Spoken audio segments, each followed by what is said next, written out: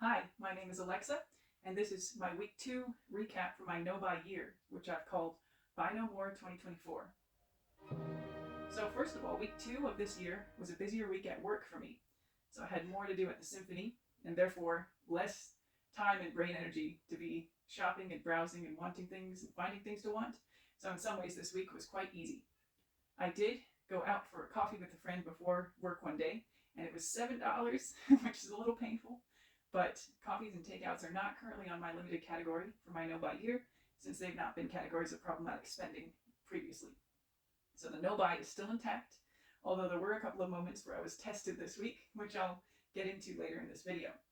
First of all, some more background about myself and my spending habits to maybe contextualize where I'm coming from. So I would consider myself a lover of beautiful things, not necessarily beauty, but just beautiful things in general. I would say probably my most problematic spending category has been my wardrobe.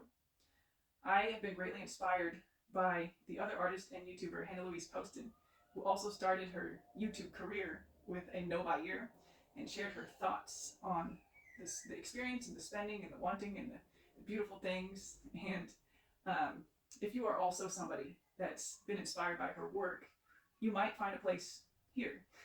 If I might flatter myself that I might eventually become as good at speaking and articulating my thoughts as she is. Um, but anyway, so I'm somebody that loves beautiful things.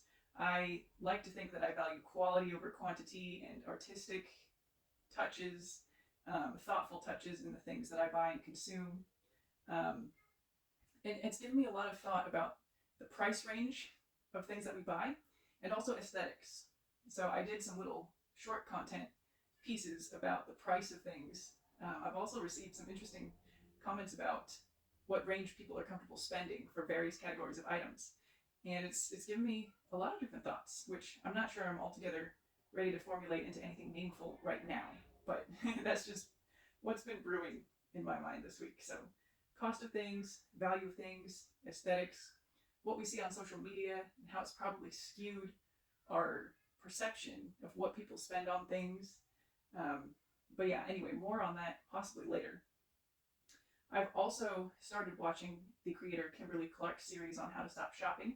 And one thing they said in the first introductory video really stuck out to me, which was that the joy of makeup comes from using it and not buying it. And I think this is going to be one of my mantras going into the year, and it really confirms my decision to post my wardrobe content online, especially as I'm somebody that maybe has work 40% of the days of the month. So oftentimes I don't actually have a reason to use my beautiful wardrobe and get dressed every single day. And so to get the joy out of my wardrobe, I need to be using it more. And posting it online will give me a reason to use that.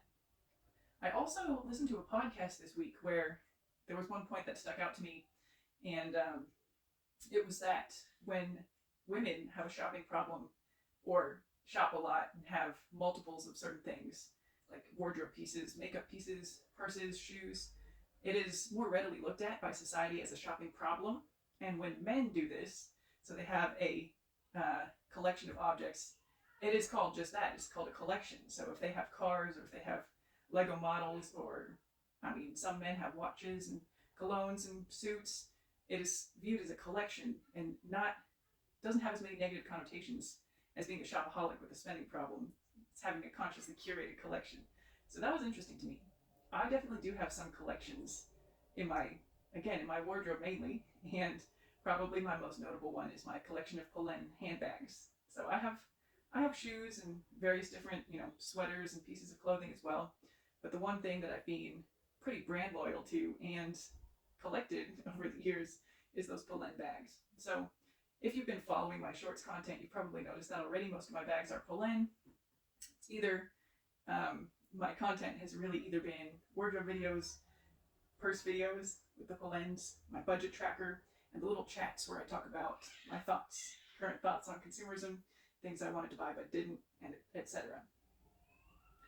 So anyway, those were the interesting points that I kind of stumbled upon in my consumption of anti-shopping content this week. I will definitely continue to be putting my wardrobe on social media as I've been affirmed in that. I will continue to do my chats, my little chats, rewiring my brain on consumption. I do find it easier, I think, to do the little tidbits, the little one-point chats, rather than sitting down to do this whole weekly recap video. Maybe it's partly because I'm not yet very good at editing, so I can't do a bunch of editing out things that I didn't need to say. And I'm aspiring to not need to do that anyway. But that's another matter. So the little chats I'll keep on doing. And then the budget tracker, which has ironically become a point of wanting to buy stuff because I've come to the feeling that my budget tracker is not very aesthetically pleasing, which it never was meant to be. You know, it's supposed to keep me accountable, it's supposed to be a daily ritual for those of you also doing a challenge like this, and to kind of help be a point of cheerleading rather than a point of aesthetically pleasing content. However, it's kind of difficult not to care how how you look to other people, what impression you're giving, and seeing my little budget tracking updates and how non-aesthetic they are. None of my accounts are really about gathering followers, although I'm obviously not complaining to have a community slowly growing, a tiny little community. I'm so grateful for those of you who are here, by the way. Thank you for stopping by, and thank you for your comments and likes and interacting and cheering me on. I really do appreciate it. But none of it was about necessarily presenting the most aesthetic content or gathering followers for the sake of the numbers. But I can't help but feel, not the judgment per se, but the desire to improve the aesthetics of all of my content. And I'll be doing it, I'll hopefully be doing it slowly. But ironically, with my budget tracker, I found myself wanting to make it look prettier. I'm not going to do probably any major changes for January because I already have, my little piece of paper and my markers, and I'm not going to waste what I've already started. But for February, I might try to draw a nicer looking calendar, and bizarrely, I've felt the pull of those pastel highlighters. That's been on the list of things that I wanted to buy this week and did not. Some of those pastel, beige, light pink, purple, blue highlighters for my coloring in the days. I think I might also start writing down what I did actually spend, maybe not in terms of dollar amounts, but the days that I do groceries or get a coffee versus the days that I actually spend absolutely nothing, just because I think it would be interesting to see, the days that money was spent, even in the budgeted for not breaking the no-buy, versus the days that were complete no-spends. But anyway, I wanted to ironically make my budget tracker more aesthetic, thinking about buying pastel highlighters, thinking about setting up an ironically aesthetic backdrop for my budget color-ins, using some of the expensive, beautiful things that I already own. So I might still do something like that. Use the stuff that I already own to make that piece of my kind of content output more pleasing to look at. But stay tuned and you can find out if that happened or not. Other things I wanted to buy but did not this week included, so I've actually made a list of this in my phone albums. So probably in a short video later I'll share like the specific images. I can maybe even throw some of them up here.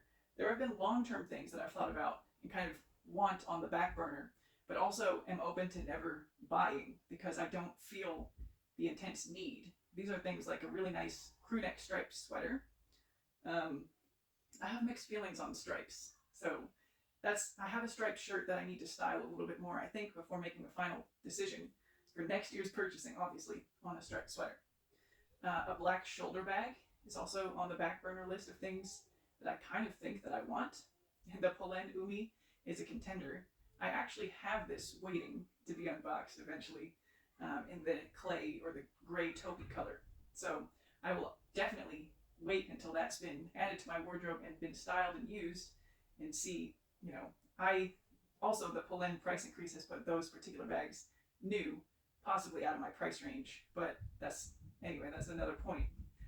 But regardless, before looking and shopping for a black shoulder bag and buying one, I will be styling shoulder bags I already have first. I've also seen that newer brand Alpin that apparently the celebrities have been loving, but they are vegan leather, and I'm just not sure that the quality looks up to the standards of the Polenes that I love so much. So that's not a burning desire per se. Those two things are on the back burner. I've kind of been shopping around for skin moisturizer. Not that I'm out of mine yet, but it's kind of been an exciting little thing for me to shop for the next thing that I'll buy to replace that, because replacements are allowed on my no-buy year. However, I also do take a long time to empty products. So it might be another 3, 4, or 5 months before I'm out here buying a new moisturizer, because I have a main moisturizer and then I have some little samples that all need to be used up before I go replace it. But anyway, some contenders for the moisturizer that I've just been kind of casually shopping for but not buying. I talked about the MEJ claw clip that I looked for a duplicate for, or wanted to buy the same one in another color. I will obviously not be doing that this year, but it might be added to the wish list for Christmas for somebody else to buy for me at the end of the year, or for next year if I do find myself legitimately needing more than one of these items. Now, something interesting happened this week where I had an order that I had made in December get lost in the mail. And so they gave me a refund, and my intention was to just repurchase the exact same order, the exact same item, which incidentally was a long denim skirt, because I wanted to be able to style that after I'm no longer stuck doing maternity outfits. And that's been something that I wanted for a really long time. It's been trendy for a year or two now, and I've been curious about it for the whole time. And so that was one of my last purchases in the month of December, to either be a Christmas or birthday present. But as it turned out, it got lost in the mail, and so it never became either of those presents. My birthday is still yet to come. But anyway, so my intention with the refund was to reorder the same thing, one for one. It wouldn't count or impact my no-buy because it was a previous purchase. But what I found myself doing was looking on the website at the sale section, the up to 70% off clearance, and adding other things to my cart along with that skirt. And I found myself girl mathing and justifying, and oh, it's 70% off. The brand was Reformation, by the way. So like the prices were, $40. I had a pair of denim shorts in my cart for $38.50 or something like that. So about $40 for a pair of Reformation denim shorts is actually a pretty good deal as far as their normal pricing goes, where they would have been over $100. Not that that's here or there, because I'm on a no-buy year, and the thought of having to tell this community, my small collection of people who might see this online, that I had purchased something, and trying to justify that, saying that it was along with an order refund, so I kind of had credit for the order, even if it was just the credit was not for a new item, it was for the item that I was reordering. But I think actually doing this challenge saved me from making that mistake, which would have been final sale and non-returnable, by the way, so not a good call. And I also had to use some techniques to stop myself from just clicking the button and pulling the trigger, because that was so ingrained in my behavior of the previous year. I was falling into all of the traps of, oh, it's 70% off. It's not that expensive in the scheme of things, at least in terms of my previous spending and my own budget for beautiful things. $40 didn't feel like that big of a deal. And then also, I didn't own any denim shorts in that lighter wash, in that kind of more relaxed style. But I do own some denim shorts. So I own a white pair and a dark wash, kind of more vintage feeling pair. So instead of being totally crushed that I wasn't going to buy this pair of denim shorts that I didn't really need, I went into my wardrobe app, and then eventually my real closet, but I wasn't at home at the time. Part of the time I was out here wanting these shorts. So I was looking at what I own in my wardrobe app and noticing, okay, I have 2 pairs of denim shorts already. And okay, one of them's darker and feels very different, slightly longer and more vintage. And one of them, the white pair, is not a blue denim, but the white pair was actually very similar. So the more relaxed, the shorter. And I realized that any outfit that I would use the new blue denim shorts, the Reformation pair, I could use the white pair, and it would be probably an effect that I like more, actually, because a white denim, I think, is slightly more polished than a blue pair. And in general, my style is slightly more polished. So really, I don't even, the want is totally faded. It's not even, I don't even think the denim shorts deserve a place on the things I want to buy but didn't in the year of 2024. I've kept it on the list just for posterity's sake and for the sake of this story, the sake of the test that I went through this week. But interestingly, the desire is totally gone, which is amazing, because at the time I was literally so close to purchasing those shorts that I don't need and now don't even want. And so by the time that they arrived in the mail, I may or may not really appreciate the addition of those shorts to my wardrobe. So anyway, that was probably the biggest test that I had this week. And then the pastel highlighters were a little more recent. But I have not purchased either the shorts or the highlighters. Another few things that I've been seeing around and kind of half-heartedly wanting, but not in danger of actually having bought this week, are just the things floating around on social media that I think everybody who wants things, who's in a position where they're susceptible to influencing, might also be finding themselves wanting. These are things like the new It water bottle. So we're not talking about the Stanleys anymore. We're talking about the Owala Free Sip. So this was intriguing to me for a few reasons. Because it's a different kind of, it's not a cup design, it's a water bottle that you can supposedly throw in your bag and it doesn't leak. And then it also has a straw function that's hybrid with the drinking function. So again, this is one of those things that I know I don't need because I have both a cup with a straw kind of drinking vessel that I'm going to receive for real on my birthday, and I have water bottles. So my water bottles don't have a straw, but I have water bottles that would work to throw in my bag and not leak. However, this is not something I'm ruling out of my purchasing life completely. This would be the sort of thing that would be a suitable thing for me to put on a Christmas list or a birthday list in future for somebody else to gift to me. And I would, if it is truly as good of a water bottle as those who are kind of talking about it and hyping it up say it is, it would be a decent gift. So, bearing in mind that not all the things we buy and get gifted are things that we legitimately need. However, I'm actually really grateful for this no-buy year kind of stopping me from even thinking about buying it, because it's giving me the time and the space to consider whether or not it's worthy of going onto the wish list. So I am really actually, the benefit of the time and the removal of stress of the decision of whether to buy it and when to buy it is an unexpected perk of this no-buy year. Another thing kind of in the similar category is the Apple AirPod Max headphones. We were in the Apple store over the holidays because we were gifting somebody else an Apple product.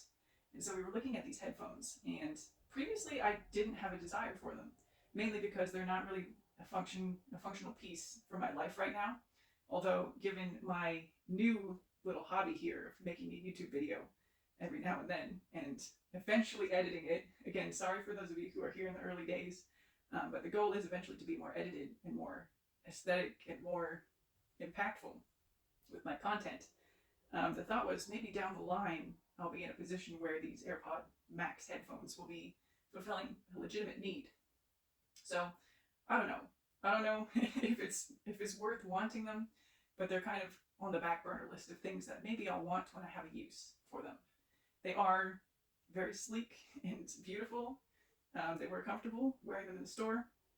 I guess the other issue functionally with the AirPod Maxes is that if and when I do start exercising, they're probably not suitable for running or possibly even working out. I don't know. Some of you who've already got these headphones and might use them for exercising, let me know. I do see people using them at the gym working out on social media, because again, I'm not going to the gym yet, but that's one of my goals for later in the year. Moving on to the next thing that's kind of on my back burner wish list, I had a sample, kind of collection of perfume samples actually, and I feel like my tastes in perfume have changed over the years so that the two perfumes that I actually own are not actually my favorite types of scent anymore. So I currently own the Lancôme La Nuit Trésor or whatever, sorry for my French, and the Nina Ricci, the blue one, the blue apple, which are both very sweet, kind of vanilla, like, basically to me they smell very, very sweet, and now a little cloying. And I had one sample perfume that actually stuck out to me as something I really enjoyed that I never would have expected. It's the Marc Jacobs Daisy, which I always considered to be a little bit of a basic scent. But I actually found it this time using the sample quite refreshing. And so I would only ever buy a mini in a perfume these days because, as evidenced by the fact that I've owned the two perfumes that I've had for literal years, I don't know if I will ever use a whole perfume up. So the mini of Marc Jacobs Daisy might be something that gets added to my wish list around Christmas time. And then I think the last thing that I've seen on social media this week and kind of want, or kind of have a spark of interest for, is charms for handbags. So I saw this creator on TikTok. I don't know if they were doing a what's in my bag or something, because I recently posted one of those and might have been served one in return. but they posted a Coach bag with a little chain of colorful beads on it and a little charm of like Valentine's lollipops or something. And it was very, very cute. And they had an Etsy shop. So I went and had a little browse and thought, that is very cute. It was not something I wanted with the burning desire of 1,000 suns. And I think really the only thing that I got close to buying this week was those Reformation shorts, because I was already placing an order. So I was already in the firing zone and tempted to pull the trigger on adding that additional item. But so nothing has come as close as those to making me fail this week of the no-buy. But my interest was piqued by those bag charms. I have a suspicion that this desire is going to fade because I have some keychains that do add the cute factor to my purses already, scarves and keychains. And so I don't really need anything new. And I think it was a temporary kind of fleeting because I saw some creator posting about it and I thought it was cute. But it is the kind of trap that I could have fallen into in the previous year, especially since, again, these are lower price point items. Where I'm sure, the ones in the Etsy shop were not necessarily lower priced. They were kind of $40 to $60 for these kind of plastic trinkets. But you could find these items at a lower price. And so it is something that could have very easily been tempting to me in the previous year, where I wasn't prohibited automatically from buying stuff like this and spending. So for full transparency as well, today I did make another purchase on Amazon. And the reason for the purchase in the first place was to replace my hollandaise sauce, because that's the only place I found to buy the brand that I like. I used to use a specific brand when I was in New Zealand, and I think it might be a British brand. And so for now, I haven't found anywhere else to buy a suitable replacement in person. I'm going to work on that for later this year, but I was making an Amazon order. And I did add a few other things to the order, and one of them is maybe a debatable case of breaking my no-buy, but it wasn't specifically in my rules. And so the things that I bought in that order were a replacement eyebrow gel. So the one I have is almost out, and there's a much, much cheaper alternative on Amazon that I thought I would try for my next one. And again, replacements are allowed. I'm not going to be buying any more eyebrow stain products until this one's used up. The holidays, obviously. I bought some pacifiers for the baby we have coming very soon. Because currently we only have 2, and I think having 4 is a reasonable number. And then I also bought 2 more items for one of my other kids' birthdays, which is coming up. And these other 2 items weren't necessarily, so they were on her birthday list because her sister received something for Christmas. It's very similar. And she was kind of jealous about her sister having these things, and so I thought she could have the same kind of items gifted for her birthday. So she's not going to watch this, so I can tell you it's a pen case and a set of pens, kind of like this one actually, that I've been using for my no-buy journal.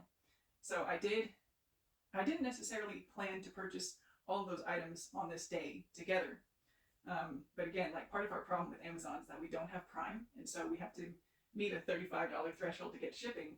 And all of these items were things that are going to be used.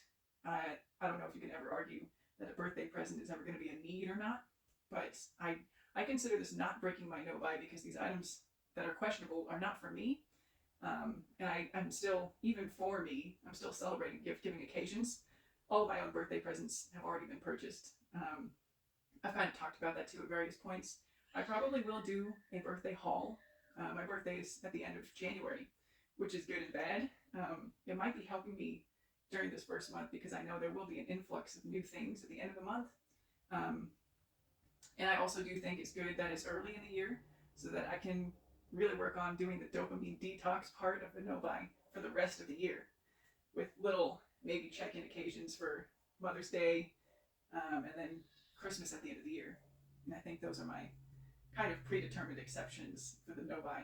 Other occasions we don't really do presents for, and I've already kind of talked about my Mother's Day exception, I think, in my previous video. But we'll see when we get there. So I feel like I've been talking for rather a long time, and I don't know if any of you are actually still with me at this point. Again, I plan to, I think after this year and this experience of rewiring my brain, hopefully saving money, and enjoying my stuff, I will probably have a lot more thoughtful things to say, and probably more impactful ways of presenting them. So if any of you are here with me now, thank you for bearing with me during the early days where all of this is taking place in real time. But I foresee that hopefully my content will become more engaging and impactful as time goes on. But I'm going to sign off here for today, Thank you for watching. If any of you are here, good luck to you if any of you are doing a no-buy. I would love for you to comment. Let me know if you are. Let me know if you're also doing content, because I would love to watch and see how your thoughts are shaping up and how you are experiencing this challenge as well. So bye for now, and I will see you next week.